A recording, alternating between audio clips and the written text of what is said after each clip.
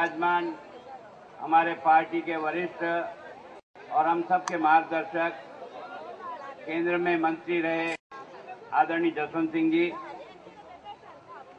केंद्र के ही पूर्व मंत्री आदरणीय मेघवाल साहब, भाई अर्जुन जी मेघवाल, आदरणीय रखावत साहब, बिश्नोई जी और सब गांव से पधारे हुए मेरे साथ बड़े बुजुर्गों, माताओं, बहनों, नौजवान दोस्तों, मैं आपसे बहुत छोटी छोटी बात करना चाहता हूं। अपने देश में राज जो बनाया वो किसका बनाया? महात्मा गांधी ने, जनता का राज। ये राज अब राजा महाराजाओं का नहीं है, ये राज जनता का है। और जनता जिसको वोट की पेटी से पैदा करता है वो 5 साल का आपका नौकर मुनीम बनता है। ये खजाना किसी आदमी का नहीं है, ये गुलाब चंद कटारिया का नहीं है, गहलोत साहब का नहीं है, मनमोहन सिंह जी का नहीं है, सोनिया जी का नहीं है, ये आडवाणी जी का भी नहीं है, अटल जी का भी नहीं है, वसुंधरा जी का नहीं है।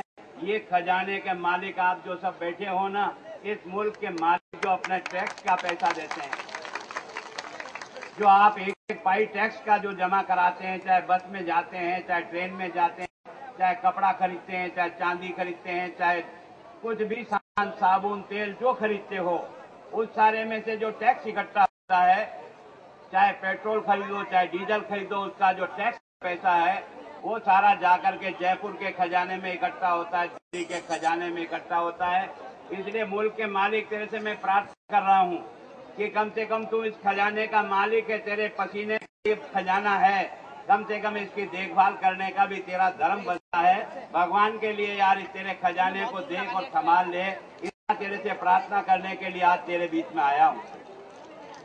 हम जो आपके प्रतिनिधि बन करके जाते हैं, हमारी उम्र भी महात्मा गांधी ने तय कर दी इस लोकतंत्र में 5 साल।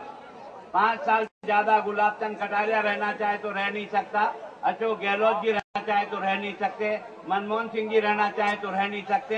हर 5 साल के बाद हम तुम्हारी दरवाजे पर फिर नाक रगड़ते हुए आते हैं, और तुम अगर वोट की पेटी से हमें पैदा करते हो तो दोबारा जयपुर और दिल्ली जाते हैं, नहीं तो अपने गांव देलवाड़ा जाते हैं।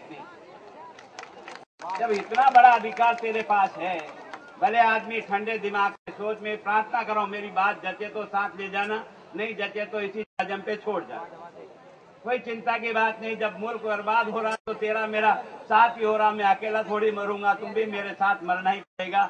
अगर देश में तकलीफ है तो तुम भी भुगतो और मैं भी भुगतूं, अगर देश में भूखमरी है तो तुम भी देखो और मैं भी, और सड़क पे खड्डे हैं तो तुम भी भुगतो और मैं भी, अगर स्कूल में मास्टर नहीं है तो तुम्हारा बच्चा भी रोएगा, मेरा बच्चा भी रोएगा, अस्पताल में अगर डॉक्टर नहीं है तो तेरा बच्चा भी रोएगा, मेरा बच्चा भी रोएगा। अगर सुधारना चाहते हो ना तो आपकी वोट की पेटी से ठीक आदमी पैदा करने का प्रयास करो। जब तक तेरी वोट की पेटी से सही और ईमानदार आदमी पैदा नहीं होगा, तब तक हिंदुस्तान का लोकतंत्र नहीं सुधर सकता और हिंदुस्तान में अच्छा राज कायम नहीं हो सकता। इसकी जिम्मेदारी अगर किसी की है तो मुल्क के मालिक तेरी जिम्मेदारी है। कुछ ठंडे दिमाग से सोच करके काम करना शुरू करो, न आप पर एहसान करो, न कांग्रेस पर एहसान करो, न किसी नेता पर एहसान करो, पर मेरे मुल्क पर एहसान करो। 65 साल के बाद मेरा मुल्क जिस चौराहे पर खड़ा नंगा आज की तारीख में दिख रहा है, क्या देख करके आप और मेरा मन नहीं रोता है कि 65 साल तक साले वोट डालते डालते उंगलियां घिस गई। 15 बार लोकसभा में देश का प्रधानमंत्री बना दिया, 13 बार राजस्थान के विधानसभा में आपने किसी को जो है वो मुख्यमंत्री बना दिया, मंत्री और संतरी बना दिया। 65 साल गुजर जाने के बाद भी अगर देश में भुखमरी है तो इसका दोषी है कौन? इसका दोषी आप कांग्रेस को गालियां दोगे, हम बीजेपी को, वो कांग्रेस को आपस में गालियां देने से काम नहीं चलेगा। ए मुल्क के मालिक, तेरे से मेरी प्रार्थना है, भगवान के लिए तू अपने लोकतंत्र को अगर सुधारना चाहता है तो इस वोट की पेटी में सुधार दादा। इस वोट की पेटी में हिंदुस्तान बनता है और इस वोट की पेटी में हिंदुस्तान बिगड़ता है। अगर बिगड़ेगा तो तेरे कारण, और अगर सुधरेगा तो तेरे कारण से। तेरा मन माने तो करना, नहीं मन माने तो कुएं में डाल देना। इतना मन को दुख होता है कि आखिर किसके सामने रोऊं मैं, कहां जाकर अपनी पीड़ा बताऊं। अपने हाथ से जो सरकारें बनाती हैं उस सरकार की ये दशा बन जाए, उसके बाद भी हमारा हाथ रुकता नहीं है, हमारा मन ठहरता नहीं है कि आखिर मैं क्या करूं और क्या नहीं करूं। मैं आज इस मुल्क के मालिक से कहना चाहता हूँ, हिंदुस्तान में 65 साल हो गए आपको लोकतंत्र को चलाते चलाते। इतनी बार आपने चुनाव कर दिया, 65 साल में से 62 साल तक हिंदुस्तान के दिल्ली में राज किसने किया? इस कांग्रेस पार्टी ने किया। आप दोनों में अंतर करो। जब तक घोड़े गधे में अंतर नहीं करोगे, इस मुल्क की हालत कभी नहीं सुधर सकती। आपके सामने दो पार्टियां हैं, एक कांग्रेस पार्टी है और एक भारतीय जनता पार्टी है। कांग्रेस को आपने 65 साल में से 59 साल तक दिल्ली का राज सुपुर्द किया, दिल्ली का खजाना सुपुर्द किया, सारा टैक्स का पैसा उसको दिया, उसके प्रधानमंत्री को दिया और केवल 6 साल अटल बिहारी वाजपेयी को दिया। वो 65 साल में से 59 साल राज करता है और राज करने के बाद हिंदुस्तान की सीमा पर सुरक्षा नहीं हो सकती। आपको और मुझको सुनकर दुख नहीं होता होगा। आपका बेटा, इस क्षेत्र का बेटा सीमा पर लड़ने के लिए जाता है, किसके लिए जाता है? पेट के लिए जाता है या मुल्क के स्वाभिमान के लिए लड़ता है? गोली खाता है तो सीने पे खाता है, किसके लिए खाता है? मुल्क के कारण से खाता है। लेकिन आज मेरी सीमा है, आज मेरी हिंदुस्तान की 41,000 करोड़, 41,000 वर्ग मील जमीन आज की तारीख में चीन दबा करके बैठा है। किसी को दर्द ही नहीं होता। तेरे खेत की अगर 2 इंच जमीन कोई दबा देना तो साले का सर काट करके फेंक देते हो। अपने खेत की 2 इंच की जमीन के लिए लड़ रहे हो और मुल्क का 41,000 किलोमीटर जमीन चीन ने हमारी दबा कर बैठा। लेकिन हमारा एक गूंगा प्रधानमंत्री एक शब्द नहीं बोलता है, एक बात नहीं कहता है। ऐसे आदमी को हमने कहां से करता है? आपको और मुझे कितना दुख हुआ होगा जिस दिन किसी माँ के बेटे का सर काट कर पाकिस्तान का सैनिक लेकर के चला गया, सर काट करके ले गया। उसकी माँ ने कहा, हे सरकार, कम से कम मेरे बेटे का सर तो ला करके वापस दो। इतनी कमी और कमजोर सरकार में इतना दम नहीं कि अपने बेटे का सर लाकर उसको माँ को दे सके। सरकार चला रही, मजाक हो रही है। सरकार जिस ढंग से चल रही है, उधर कश्मीर के अंदर पाकिस्तान छाती पर आकर बैठ गया है, आए दिन गदा मस्ती कर रहा है, मुल्क को बर्बाद कर रहा है। और वो बांग्लादेश जिसका निर्माण हमारी सेना ने किया, आपने देखा होगा उत्तर की जंग में हिंदुस्तान के बहादुर फौजियों ने पाकिस्तान के 91,000 सैनिकों को हाले को हथियार से हाथ खड़े करा दिया। दुनिया में इतना बड़ा कभी भी किसी सरकार के सामने, पूरे मिलिट्री के सामने किसी दूसरे देश की सेना ने आत्मसमर्पण नहीं किया। हमारे सैनिकों ने आत्मसमर्पण कराया। लेकिन उस बांग्लादेश ने क्या किया तुम्हारे साथ? 3 करोड़ हिंदुस्तान में बांग्लादेशी घुसपैठ आकर के आज घुसे हुए हैं। तुम्हारे गुड्डामलानी में भी होंगे, तुम्हारे बाड़मेर में भी होंगे, तुम्हारे सांचौर में भी होंगे, तुम्हारे जैसलमेर में भी होंगे, जयपुर में भी होंगे, उदयपुर में भी होंगे। ये सब काकाजी बनकर इस हिंदुस्तान की धर्मशाला में बैठे हैं और बैठने के साथ साथ यहाँ के वोटर बन गए, यहाँ के आइडेंटिटी कार्ड बन गए, इनका वो जो आपका राशन का कार्ड है वो बन गया। केवल वोटों के भिखारियों को मुल्क की हिफाजत नहीं दिखती है, केवल राष्ट्र के पीछे भागे जा रहे हैं। ऐसी सरकार से आपका लेना देना है क्या? आप इस कांग्रेस सरकार को कभी ये पूछोगे कि ये तमाशा क्या हो रहा है? और राजस्थान की दशा देखकर तो बहुत रोना आता है, क्योंकि आपने मुझे विधानसभा में प्रतिपक्ष में भेजा है। कांग्रेस को आपने खजाने की चाबी दी 5 साल के लिए। ए मुनीम, ये समाज तेरा राज का खजाना, हिसाब किताब सही रखना, गांव की चिंता करना, गरीब की चिंता करना, किसान की चिंता करना, बेरोजगार की चिंता करना, लोगों को जिंदगी खुशहाल करना। इसके लिए तुमने 1,57,000 करोड़ दिया। 1,57,000 करोड़ मैं इसलिए कह रहा हूँ, पहला साल 18,000 करोड़ का बजट, दूसरा 24, तीसरा 27, चौथा 36 और अभी जो 5वां किया वो 40,000 करोड़ का बजट। आपके खून पसीने का टैक्स का पैसा हमने अशोक गहलोत और उसकी टीम को संभलाया। ले ये चाबी ले मुनीम, मेरे खजाने का ध्यान रख करके खर्च करना।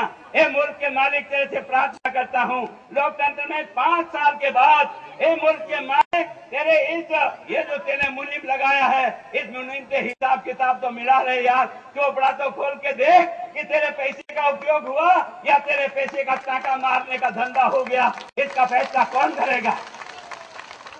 एक छोटा सा व्यापारी आपने 10-20 लाख का पूंजी लगाकर दुकान खोलता है ना, वो भी कम से कम दिवाली पे चोपड़ा मिलाता है और अपने मुनीम का हालचाल देखता है।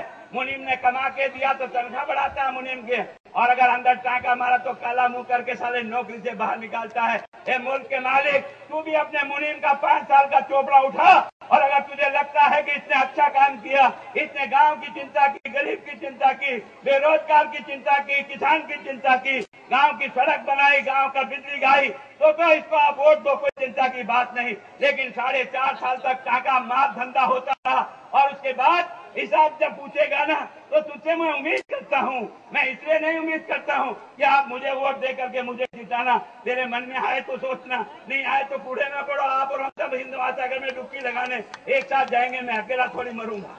बहुत दुख है इस देश का। क्या हालात बनाई है नौजवान, कुछ समझने की कोशिश करो। इस कांग्रेस ने इस 65 साल में इस कांग्रेस को जिस रसातल में ले जाकर डाला है, उसके बाद भी अगर मुल्क का मालिक ठंडे दिमाग से नहीं सोचता है तो ये हमारा दोष होगा, इसमें उस कांग्रेस का कोई दोष नहीं होगा। क्योंकि हर पार्टी आएगी, अपने माल को सोने का माल बता करके बेचने का धंधा करेगी।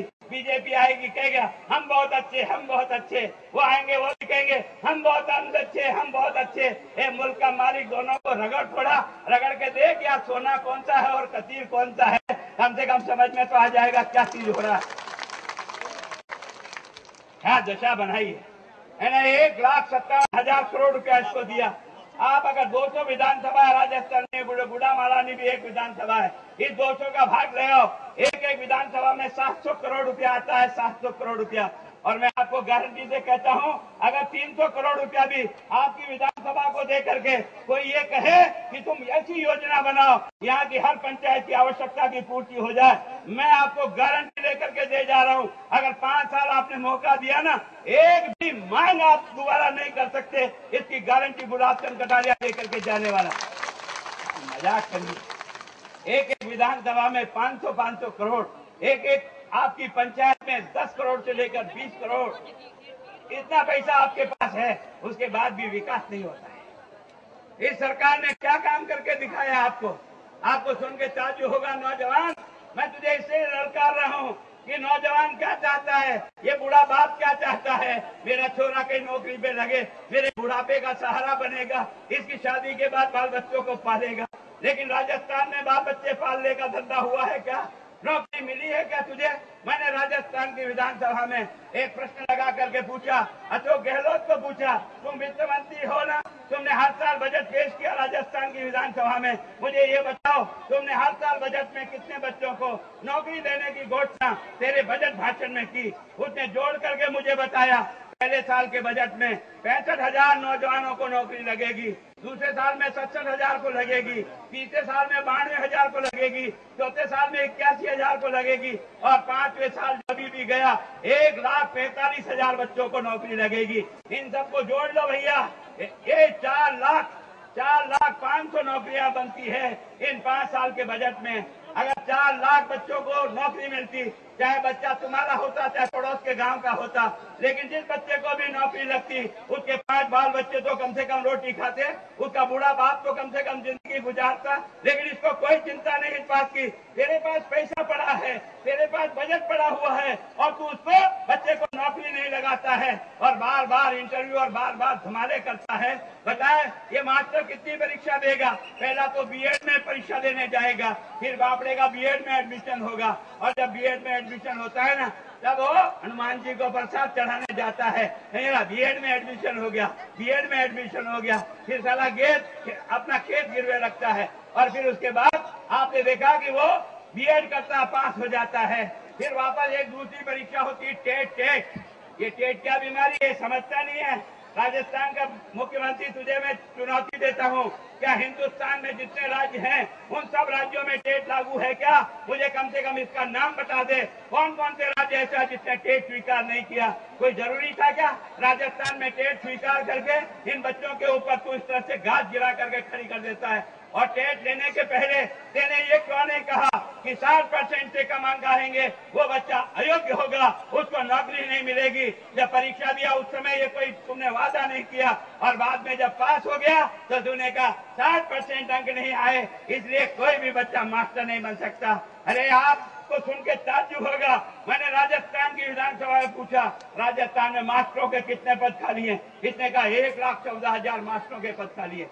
बच्चा रो रहा मास्टर के बिना, मास्टर रो रहा नौकरी के बिना। ये 7-8 लाख बच्चे दर की ठोकरें खाकर घूम रहे हैं, लेकिन इनको नौकरी नहीं दे सकता।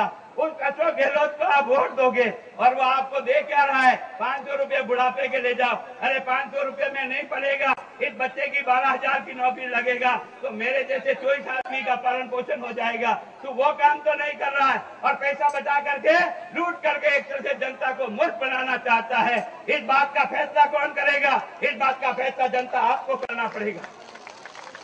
आपको सुन के बहुत अफसोस, मुझे बहुत दुख के साथ कहना पड़ रहा है। अभी आपने देखा होगा कुछ दिन पहले पटवारी की भर्ती हुई राजस्थान में, पटवारियों की भर्ती हुई। कितने पद थे? 2200 पद खाली थे। 2200। कितने बच्चों ने जाकर के परीक्षा दी? 7.5 लाख बच्चों ने जाकर परीक्षा दी। 2200 पोस्टें और 7.5 लाख पढ़ा लिखा नौजवान राजस्थान का सारे ट्रक के माथे बैठ के जाता है, ट्रेन के ऊपर बैठ के जाता है, 2-4 अंदर मरते हैं और उसके बाद माँ बाप घर रोक करके बैठ जाते हैं। 7.5 लाख बच्चे इंटरव्यू देते हैं। ये तेने 65 साल की कमाई की ना राजस्थान और हिंदुस्तान में, तेने और तेरी पार्टी ने राज किया और उसके बाद साले आने वाले नौजवान को इसका भविष्य क्या होगा? इसको काम धंधा कहाँ मिलेगा? कहाँ इसको रोजी रोटी मिलेगी? इसका फैसला तेरी सरकार का जवाब इस नौजवान को इस सरकार से लेना पड़ेगा। आपको इससे भी सुनकर हैरानी होगी बच्चों, अभी अभी आपने देखा होगा राजस्थान सचिवालय, जहां हमारा स्वयं मुख्यमंत्री बैठता है, जिस राजस्थान के सचिवालय में मुख्यमंत्री और सारे मंत्री बैठते हैं, वहां चपरासी के 225 पदों की वैकेंसी निकली। कितनी? 225 की। और 225 में से भी ये 225 पिछले 4 साल से, 5 साल से, 6 साल से, 7 साल से पार्ट टाइम नौकरियां कर रहे हैं चपरासी। लेकिन सारे बच्चों को फॉर्म भराया और सारे बच्चों ने, कितने बच्चों ने इंटरव्यू दिया? 2.25 लाख बच्चों ने। 7 महीने तक इंटरव्यू चला, 7 महीने तक इंटरव्यू चला। और उसके बाद भर्ती जब होगा, जब उसका रिजल्ट निकालेंगे ना, इस 7 लाख, ये जो 2.25 लाख बच्चों ने जो दिया ना, ये सब माथे पे हाथ देकर घर रोते हुए आएंगे। ये इस कांग्रेस की दशा है। और उसके बाद भी जिंदाबाद जिंदाबाद कांग्रेस जिंदाबाद, टूटे कलम फकीर के। किस बात कर रहे हो? किस कांग्रेस से प्यार कर रहे हो सकता है तुम्हारा एमएलए और मंत्री तुम्हें अच्छा लगता होगा, लेकिन जिस कांग्रेस ने हिंदुस्तान को गालत करके रख दिया, सजा तो उस कांग्रेस को देनी पड़ेगी। और उस कांग्रेस को सजा तभी जाएगी जब आपका यहाँ का एमएलए भी हारेगा, तब जाकर के कांग्रेस को पता लगेगा कि वास्तव में जनता क्या चाहती है और क्या नहीं चाहती है। तब जाकर के फैसला होगा। सारा जिस प्रकार के हालात बना के सारा का सारा देश भ्रष्टाचार की भट्टी में जलकर खाक हो गया।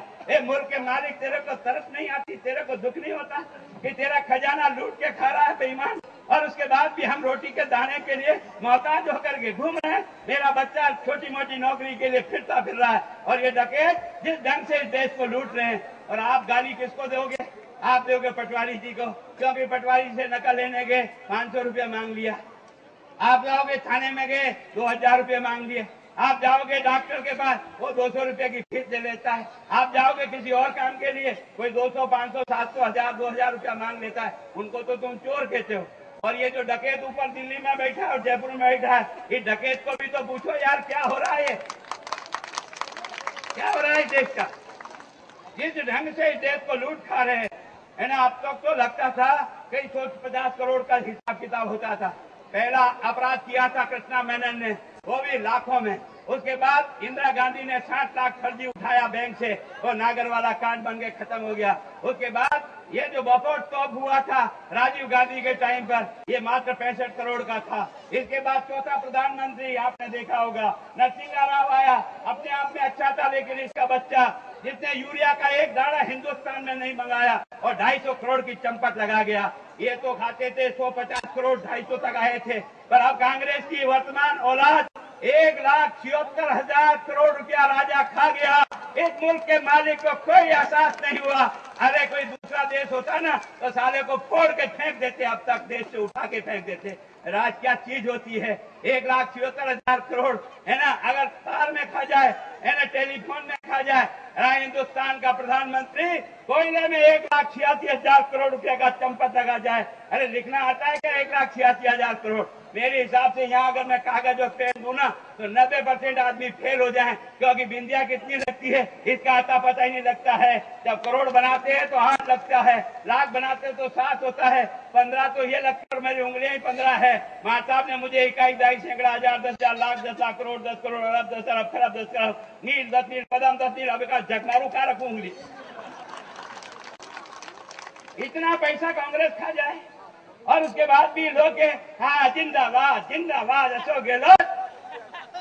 कम से कम पूछ तो सही यार। वो कहते हैं नहीं नहीं सब छोड़ते हैं। तो मैं तुझे दावत देता हूँ, मेरा नेता अटल बिहारी वाजपेयी हिंदुस्तान का प्रधानमंत्री 6 साल तक रहा। 1952 से लेकर लोकसभा और राज्यसभा में कई बार चुन करके गया। मोरारजी देसाई के मंत्रिमंडल में विदेश मंत्री के रूप में रहा। मैं कांग्रेसी से जो दावत देता हूं, लगाओ अटल बिहारी वाजपेयी पर एक पाई का इल्जाम लगा के बता, इन 50-60 सालों में एक पाई का इल्जाम नहीं लगा, तो एक पाई का इल्जाम नहीं लगा सकता। राजस्थान का 3 बार मुख्यमंत्री रहा भैरव सिंह शेखावत, 1 बार रही वसुंधरा जी। आपने देखा होगा मध्य प्रदेश के 4 मुख्यमंत्री बने, सुंदरलाल पटवा रह गया, कैलाश जोशी रह गया, अभी आपने उमा भारती रही और अभी शिवराज चौहान रहा। इन चारों को भी उठा ले। अगर तू गुजरात में जा, नरेंद्र मोदी आज मुख्यमंत्री है। तू बिहार में जा, सुशील मोदी आज की तारीख में। अगर तू हिमाचल प्रदेश में चल, हिमाचल प्रदेश में चल, शांता कुमार पहले मुख्यमंत्री रहा और अभी प्रेम कुमार धूमल उसका मुख्यमंत्री है। चल छत्तीसगढ़ में चलते हैं, डॉक्टर रमन सिंह मुख्यमंत्री है। तुम में से किसी की औकात हो तो मेरे मुख्यमंत्रियों पर एक पाई का इल्जाम लगा के बता दो। यार क्या मजाक हो रहा है। और कहता है कि सब ऐसे ही है। और तुम में से अगर यहाँ खड़ा करूं सब कांग्रेसियों को, अगर ये जितनी सीटें ना, इसमें जितने बढ़िया बढ़िया कांग्रेसियों को छांट के ला, मैं उसमें से 100 में से 80 चोरों को आपके नीचे जाजम पे उतार करके दे सकता हूँ कि सब डकैत। कांग्रेस और बीजेपी में फर्क है, काम करने के तौर तरीके में फर्क है। अरे आप जिस धरती पर बैठे हो ना, ये अटल बिहारी वाजपेयी की देन है। पोखरण के बम विस्फोट से उसने हिंदुस्तान का नाम दुनिया में आणविक शक्ति का देश बनाकर खड़ा किया है। सीमा पर हमारा सैनिक मरता है, गाजर मूली की तरफ से काटा जाता है, सारा हमारी सीमा पर रोज गुदामस्ती होती रहती है।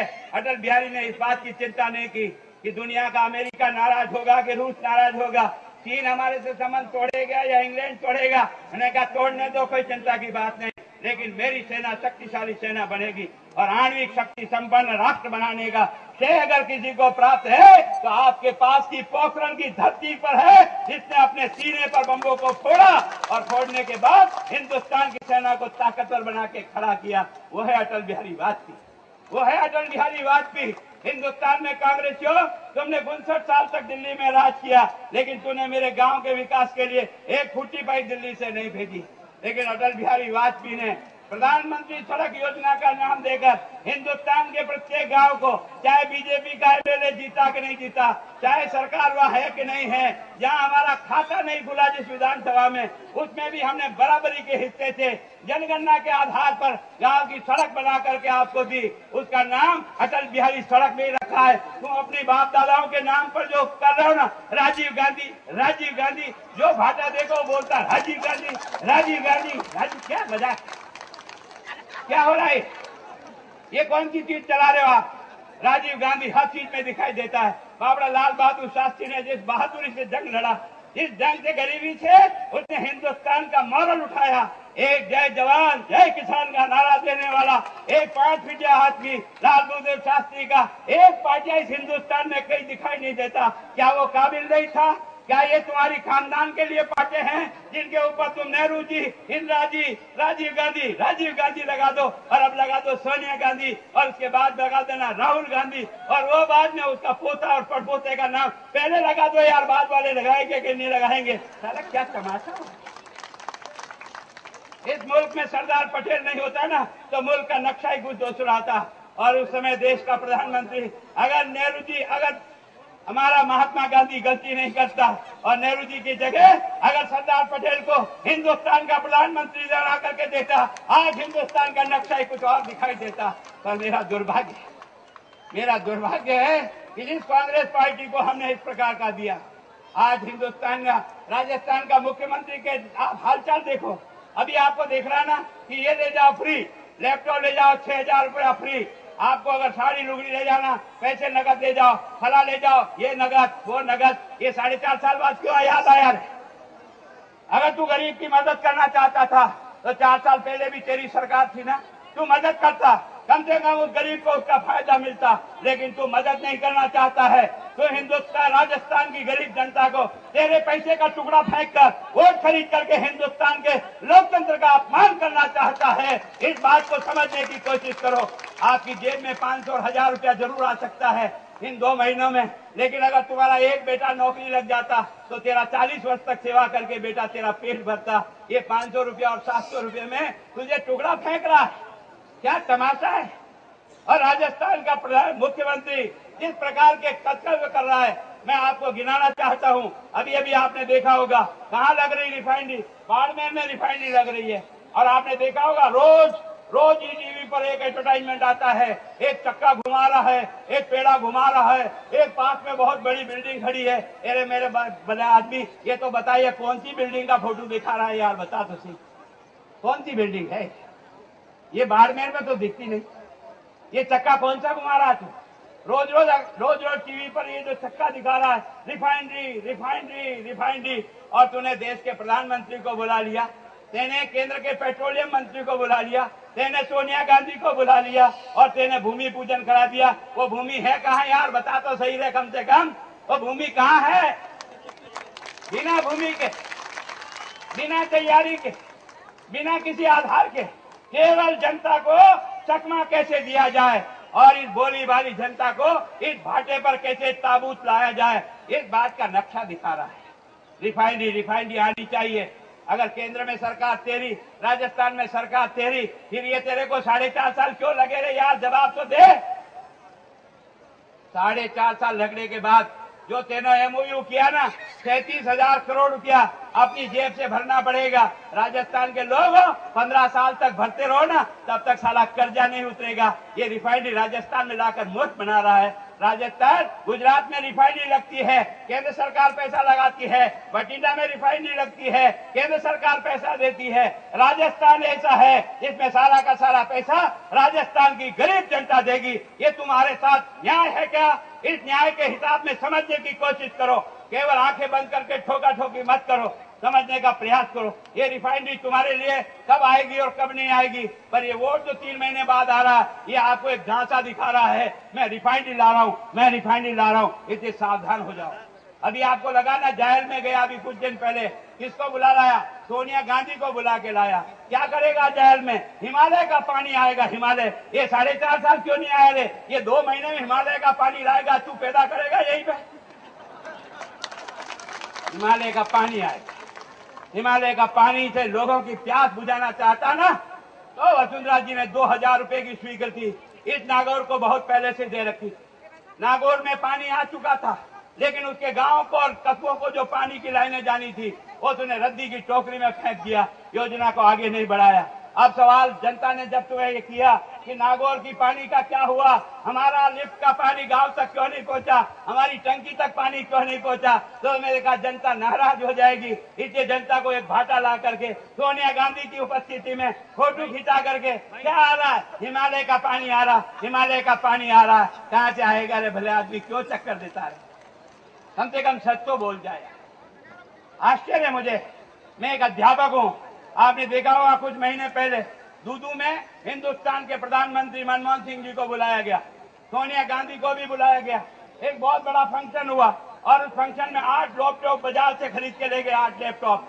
क्या ये लैपटॉप किसको दे रहे हैं? ये जो पेरेंट बच्चे हैं 10वीं और 12वीं में, उन बच्चों को सरकार लैपटॉप देगी। लैपटॉप 8 बच्चों को माइक से कॉल किया, मोहनलाल आ जाओ, तुम्हारा लैपटॉप फला। 8 लैपटॉप देने के बाद जब विधानसभा चली तो मैंने पूछा, यार बाकी बच्चों के लैपटॉप कौन से खजाने में है? देखे बता से कहाँ रख रखे हैं? एक लैपटॉप नहीं, एक लैपटॉप नहीं है। अब जब सवाल खड़ा हो गया तो इसने एक ऑर्डर निकाल दिया, लैपटॉप तो अभी हम नहीं दे सकते, पर सब बच्चों को 6-6 हजार रुपया दे दो। और जैसा हिंदुस्तान का करैक्टर है लोगों का, चाहे वो मेरा भाई हो चाहे तुम्हारा बच्चा हो, आधा देगा आधा हजम कर जाएगा। ये पैसे कहाँ जाएंगे और कहाँ नहीं जाएंगे, बच्चे को मिलेगा कि नहीं मिलेगा, भगवान भरोसे है। ये एक चकमा और एक चकमा आपको आपके पास में नागौर है। इस नागौर में पंचायत राज के 50 साल, कितने पंचायत राज के 50 साल नेहरू जी ने शुरू किया पंचायत राज, कहां पर? नागौर में। अब 50 साल पूरा हुआ तो वापस वही मनमोहन जी को और उनको बुलाया, एक फोटो खिंचा लिया 50 साल का। यहाँ पंचायत राज के इतने सरपंच बैठे होंगे, प्रधान बैठे होंगे, जिला प्रमुख बैठे होंगे। बंधुओं, मैं तुमसे पूछना चाहता हूँ, तुमने तुम्हारी पंचायत में इन 4.5 साल में क्या काम कराया और क्या विकास हुआ, इसका हिसाब तो दो रे यार भले आदमी। तुम वहाँ जयपुर जरूर आए थे, विधानसभा के सामने डंडे खा करके वापस उल्टे पांव लौट करके तुम जरूर आए, ये है तुम्हारा राज। और अभी आपने देखा होगा जायल में जिस दिन भाटा रखा है ना, उस दिन एक भाटा रखने सूरजगढ़ में भी गए। आपने देखा होगा सूरजगढ़ में क्या हो रहा है, थर्मल पावर बन रहा है, सुपर थर्मल पावर। मैं आपसे पूछना चाहता हूँ और आपके मंत्री जी से भी कहना चाहता हूँ, हेमाराम जी, ये गुलाब चंद कटारिया 77 से तुम्हारा साथी है, इतनी बात मुझे बता दो, ये जो थर्मल पावर जो तुमने सूरजगढ़ का, जो अभी सोनिया गांधी को बुला करके तुमने जो भाटा रखा है, ये तुम्हारी घोषणा कब थी? ये घोषणा थी नवंबर 2009 में। नवंबर 2009 में इसका टेंडर किया था, नवंबर 2009, और टेंडर को फाइनल कब हुआ? अप्रैल 10 को। और उसमें जो लोएस्ट जिसकी बीड आई थी, जो सबसे कम पैसे में आया था, वो भेल था। और वो भेल हिंदुस्तान की सरकारी एजेंसी है, सरकारी कंपनी है, उस कंपनी को यह काम मिलना चाहिए था, पर तुम्हें भेल को देने की मंशा नहीं थी, इसलिए लगातार आगे बढ़ रहे थे। आपने देखा होगा प्रफुल्ल पटेल जो केंद्र का मंत्री है, उस मंत्री ने एक चिट्ठी लिखकर राजस्थान के मुख्यमंत्री को भेजा कि भेल का लोएस्ट हमारा जो टेंडर है वो हमारा है, आप हमें दीजिए। उन्होंने उसको नहीं दिया, इंतजार करता रहा। कब तक इंतजार किया? 2009 नवंबर का जो टेंडर था उसको वापस टेंडर कब किया? अभी नवंबर 2012 में टेंडर किया, और उसमें एक शर्त लगा दी, एक कंपनी एक से ज्यादा कोई भी यूनिट नहीं ले सकेगी। इसका मतलब भेल को कितना मिलेगा? एक यूनिट मिलेगा। 4 यूनिट थी, 1320, 1300, 600, 600, 660 मेगावाट की, और सारी की सारी योजना धूला खा गई के पड़ गई। और अभी जाकर के भाटा रख करके आ गया जैसे कोई थर्मल पावर से बिजली आ रही होगी। बिजली करंट में नहीं आती, तार में नहीं आती, सारे कागज के छूचे में आती। चलिए, धन्यवाद। जय भारत।